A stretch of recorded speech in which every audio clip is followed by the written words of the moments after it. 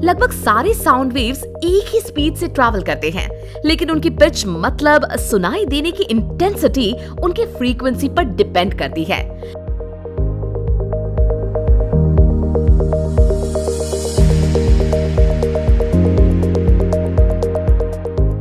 Hello friends, welcome back to this mind blowing series, जहां हम बातें कर रहे हैं मैटर और उसके कई सारे एलिमेंट्स के बारे में। इस सीरीज के आखिरी पड़ाव में आते आते हमने मैटर से रिलेटेड कई टॉपिक्स के बारे में डिस्कस किया।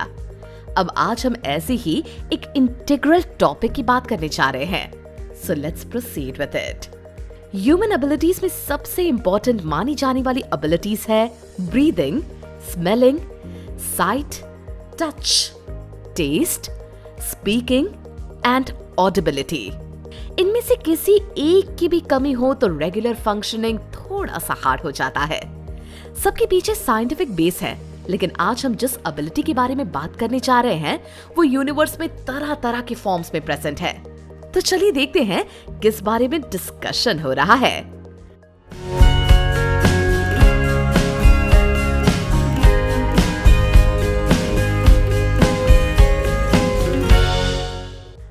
साउंड।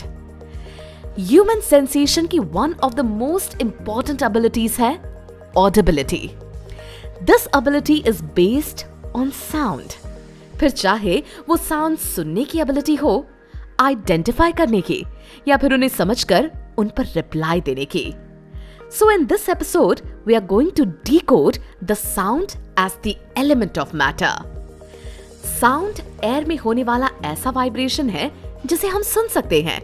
अगर कहीं म्यूजिक बज रहा होता है, फायर क्रैकर्स बर्स्ट हो रहे होते हैं, अगर कोई ऊंची आवाज में बात कर रहा होता है, तो ये सारे एयर में होने वाले वाइब्रेशंस ही होते हैं, जो अपनी मूवमेंट की वजह से हवा में कभी स्ट्रेच होते हैं या कभी स्क्वीज होते हैं। ये ऐसे ही ट्रैवल करते करते हमारे कानों तक पहुंच जाते हैं और वहां भी इनके वाइब्रेशंस के चलते हमारे एयर ड्रम्स में इनकी आवाज सुनाई देती है।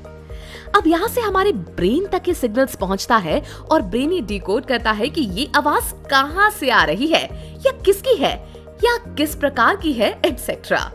बेसिकली हम जिस साउंड को जानते हैं, समझते हैं, उसमें ब्रेन इन वाइब्रेशंस को कन्वर्ट करता है। इस तरह ट्रैवल करके आने वाली वाइब्रेशंस को साउंड वेव्स कहा जाता है। ये बिल्कुल सी वेव्स की तरह ही होते हैं, बस फर्क ये है कि वो पानी की जगह हवा से ट्रैवल करके आते हैं और इनकी मूवमेंट सी वेव्स से थोड़ी कम होती है। The interesting fact is sound waves air के साथ साथ लिक्विड्स के थ्रू, सॉलिड्स के थ्रू भी ट्रैवल कर सकते हैं। For example, they can travel through water. Also they can pass through metals, stones, would etcetera. एक ऐसी जगह है जहां साउंड वेव्स ट्रैवल नहीं कर सकते। हाँ, भले ही वो प्लैनेट पर सब जगह ट्रैवल कर पाए, लेकिन साउंड वेव्स का स्पेस में ट्रैवल करना इम्पॉसिबल है। ऐसा इसीलिए क्योंकि साउंड को शेक और वाइब्रेट होने के लिए मॉलिक्यूल्स की जरूरत पड़ती है, और स्पेस में तो मॉलिक्यूल्स प्रेजेंट ही नहीं होते। अगर स्पेस में बड़े से बड़ा तारा भी टूट जाए तो उसकी बिल्कुल आवाज नहीं होती। So this way sound waves can not travel through space. Ultrasound and infrasound. अब ऐसा तो नहीं है कि ह्यूमन ईयर्स यूनिवर्स में प्रेजेंट हर साउंड सुन पाए। नॉर्मल ह्यूमन ईयर्स को कुछ फ्रीक्वेंसी रेंज तक ही साउंड सुनाई देती है।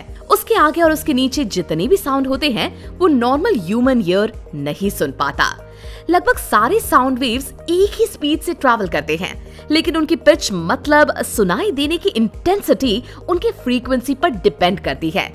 फ्रीक्वेंसी मतलब एक सेकंड में कितनी साउंड वेव्स पास हो सकती है, इसका calculation.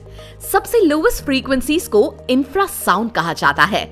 Infrasound normal human ears को नहीं सुनाई देता, लेकिन कुछ एनिमल्स ऐसे होते हैं जो इंफ्रासाउंड सुन पाते हैं।